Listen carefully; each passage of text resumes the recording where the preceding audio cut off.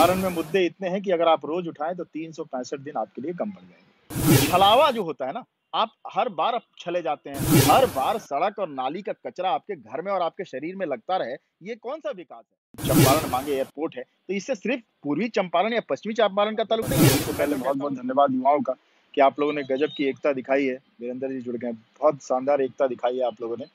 और इस एकता को देख के मुझे बहुत खुशी हो रही है कि कम से कम चलिए चंपारण के लोग इतने एकजुट होकर किसी एक मुद्दे के लिए काम कर सकते हैं। देखिए मुद्दा तो बहुत ज्यादा है। प्रणाम भाई साहब, करण सिंह जी जुड़ गए। मुद्दा ऐसा है कि 365 दिन भी कम पड़ जाए, इतना मुद्दा है हमारे चंपारण में, इतना मुद्दा है हमारे बिहार में। और जो माननीय प्रधानमंत्री हैं और जो माननीय मुख्यमंत्री हैं वो अपने क्षेत्र में कहीं ना कहीं काम कर रहे हैं, और वो भी चुनाव जब लड़ते हैं तो विकास के मुद्दे पर लड़ते हैं, वो भी विकास को, लॉ एंड ऑर्डर को देख के लड़ते हैं। एक ठाकुर जी हैं, वो कह रहे हैं आप हमारा नाम बोल दीजिए, मैं बोल नहीं पाया। किशन भाई हैं, जय ब्रावो। पहले इसको तो उठाया आप क्यों नहीं? बात समझिए, आज अगर कुछ युवाओं ने यह मिलके इस पे कोई काम गलत करना नहीं शुरू है कि किया हम लोग विकास और की इसको बात कर उठाना रहे हैं, शुरू कहीं किया, गलत नहीं है। तो ये हमारी और यह भी नैतिक सत्य जिम्मेदारी है बनती कि है कि इसको मुद्दे अंत तक लेके जाएं, इसको मंजिल तक लेके जाएं। और देखिए कोई भी आंदोलन का जो सबसे पहला प्रारूप होता है कि किसी भी व्यक्ति के मन में एक संकल्प होता है, एक विचार आता है चित्त में, उसके बाद संकल्प होता है, संकल्प के बाद आप उसमें प्रयासरत होते हैं, सतत प्रयासरत होते हैं, ईमानदारी से प्रयासरत होते हैं, और तब जाके इसका जो रिजल्ट आता है।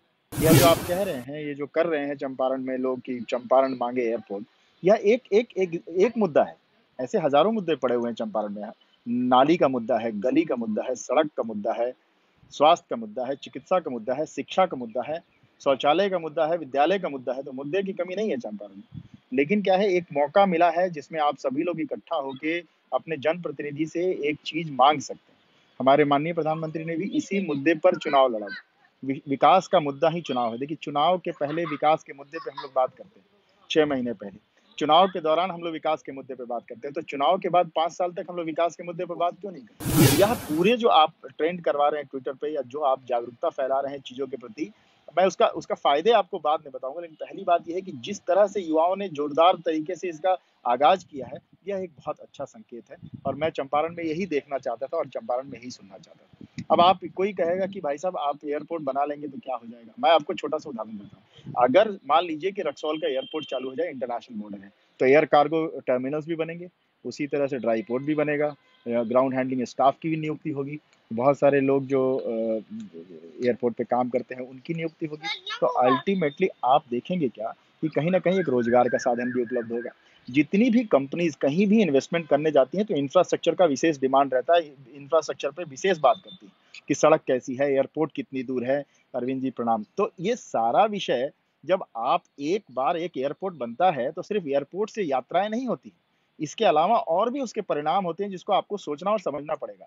आप सिर्फ ये कह देंगे कि नहीं नहीं यहाँ तो सड़क नहीं है लेकिन हवाई जहाज पे कौन चढ़ेगा, पैसा कहाँ है, ऐसा नहीं होता है। आपने एक मुद्दा उठाया, कौशल जी नमस्ते, आपने एक मुद्दा उठाया कि एयरपोर्ट का, तो एयरपोर्ट जब आएगा तो ग्राउंड हैंडलिंग स्टाफ होगा, कंस्ट्रक्शन का काम होगा तो उसमें कंस्ट्रक्शन के लेबर हमारे यहाँ काम करेंगे। उसमें आप देखेंगे एयरपोर्ट टर्मिनल कार्गो बनेगा, कार्गो टर्मिनल अलग, ड्राई पोर्ट अलग बनेगा, उसमें लोग काम करेंगे। और सबसे शानदार बात यह है कि जब एयरपोर्ट चालू हो जाएगा तो जो भी कंपनी अपना कच्चा माल आयात करती हैं या इंपोर्ट करती हैं या एक शहर से दूसरे शहर में लेके आती है, वो उसको लेके आ सकती हैं। और जो बना हुआ माल है उसको आगे पहुंचाना है, उसको आगे पहुंचा सकती हैं। तो कहने का मतलब बिजनेस व्यापार बढ़ेगा। आप जिस रोजगार के लिए चिल्लाते हैं वो रोजगार का क्षेत्र बढ़ेगा।